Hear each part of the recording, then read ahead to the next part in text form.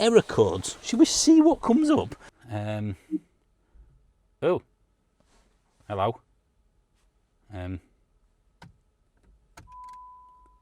I can only assume with the damage at the front and the damage on the side here, which clearly will need a body shop, we can't fix this, that Mr. Magoo used to drive this car.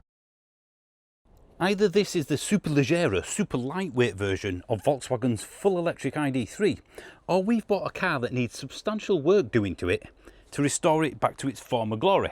Because I'm not a mechanic, Harry's not a mechanic, I don't even have any tools beyond the basics, but this I think looks worse than it is. Clearly it's missing lots of components, and we'll have to source those components as cheaply as possible, probably in the used market, and of course fit them.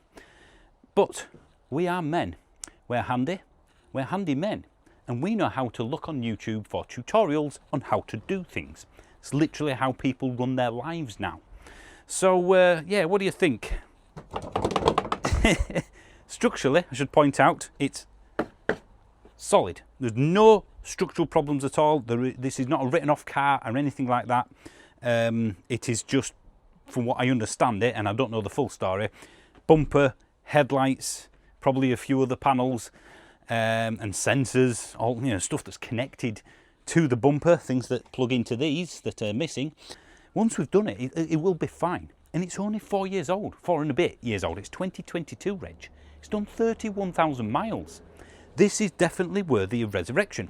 Now, I've come across this again through opportunity. So someone contacted me after watching the last content car video where we repaired the ID.3's charge port and a few other things, got it MOT'd and so forth, and ended up here. And went, we have an ex-company car. The people who used to drive it are no longer here. The fleet manager or whatever it was who looked after these sort of things, also gone. So no one fully knows the story, but they can't be bothered trying to get it repaired to sell it. And selling it as it is, well, it just wasn't selling at all. So he sent an email saying, here, do you want this at this price, and take it off his hands? Well, there's content in it for me. Or it could be jumping in the deep end, trying to fix something badly, then having to pay a specialist / bodywork company, anybody basically, who's going to cost a lot of money, Volkswagen maybe, and then it's going to be a money pit, potentially, or a bargain. It's something we're learning as we go along. Again, I've never done anything like this before, fixing the charge ports as much as I've done car-wise, beyond the basics of tyres and whatnot. Fingers crossed I can find the parts that happen to be the same colour, because that will save hundreds of pounds worth of bodywork. But it doesn't end there, because this isn't all of the damage. There's this damage as well. I can only assume with the damage at the front and the damage on the side here, which clearly will need a body shop, we can't fix this, that Mr. Magoo used to drive this car. I don't know how many people had this as a company car, and I get it, it isn't yours, but I don't know, it's probably what, a bollard that the scrape past, or some other poor sod's car, I don't know. And you know what, it would be nice, just once, if I could buy a content car, a car for YouTube, that didn't have stained seats. I mean, what the hell is all this? Crying out loud, so I'm going to have to do another big clean of all that. So yeah, interior-wise, it's fine, apart from the seat, of course. And look, we have the mileage, which 31,000, that's cracking. Now, as you can probably tell, there's a few error codes. Should we see what comes up?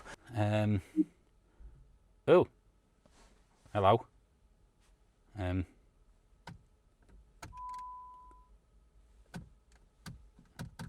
Okay. Hello. Oh, it crashed. Now, this is a standard Volkswagen ID.3 thing, at least from the earlier ID.3s. It's like a laptop. It crashes when it feels like it. Oh, function restricted. That's a shocker, since it's missing half its sensors.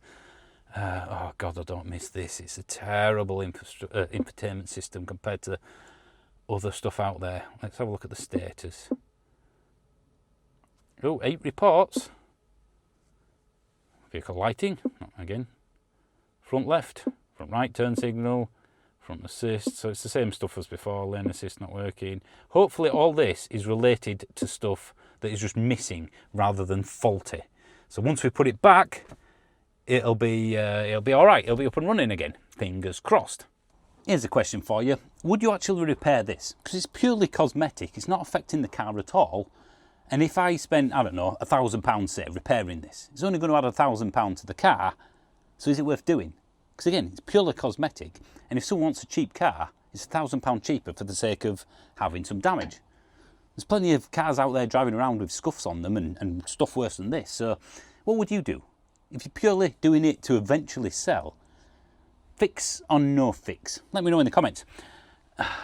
Now whilst I'm here, I also have another issue. Those tyres, genuinely now, and I like to think I'm a bit of a tyre geek, I've never heard of that brand at all. These I have heard of, but again, the cheapest tyres possible.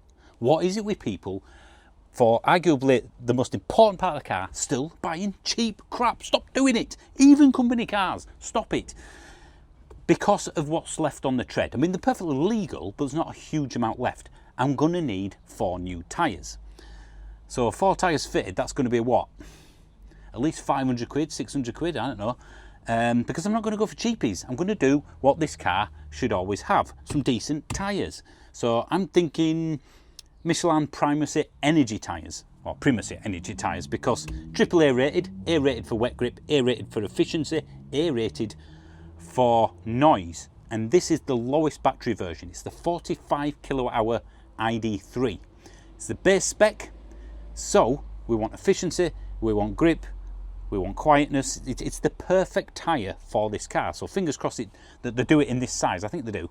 But I think Michelin Primacy Energy tyres will suit this perfectly, which is again another cost, because it's not like you can buy them used, nor would I ever do that. The rest of it though, in terms of the parts, yes, used is fine. The car, as in the ID.3, has only been out like, what, 5 and a bit years. So there's plenty out there, I reckon, in terms of headlights and stuff like that. But there is another issue with the headlights, which I haven't yet figured out, although I have a strong suspicion of. You see, there are 2 types of headlights the ID.3 comes with. The Matrix LED headlights and the standard ones. I'm pretty sure with this being the base spec, it's the pure performance, I think. So it's the only one that came in the 45 kilowatt hour battery version, and it was only sold for about a year or so. I'm pretty sure, as this has got almost nothing on it spec-wise, it won't have the Matrix LED headlights originally. Because if it did, I've just had a very, very brief look online. Brand new from Volkswagen, granted. Those Matrix LED headlights, and any other car that's got that type of headlight will be similar, but they are £2,250 from Volkswagen, just for the headlight, each. 4.5 grand for headlights. Even on the used market, they're going to go for a fair wedge.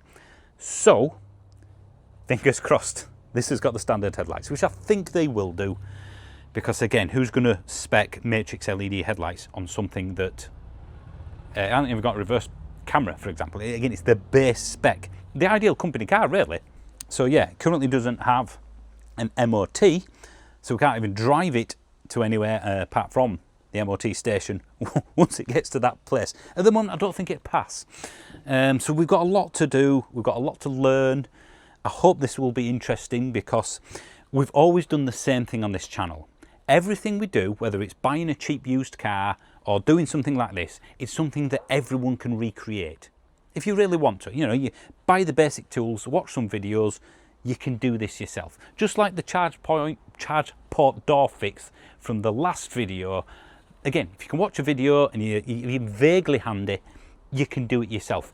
I don't like watching stuff where you need a literal garage, a unit of your own. I mean, I love Matt Armstrong type stuff, and I think it's a great channel. But, his dad was a mechanic, and now he's got all that equipment. It's fantastic, and he started off from nothing. I don't want to get to that stage. I want to stick with something that I think is reasonable for people to do. So if you have an ID.3 and you have an accident which knackers your bumper, maybe you can do what we're doing today. Oh, today, these coming weeks. Because it isn't that difficult, probably. I don't even have a jack to lift the car up.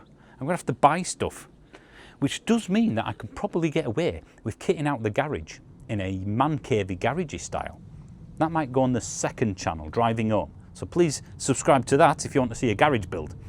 And then I can get that past the missus, because I need the tools to fix this.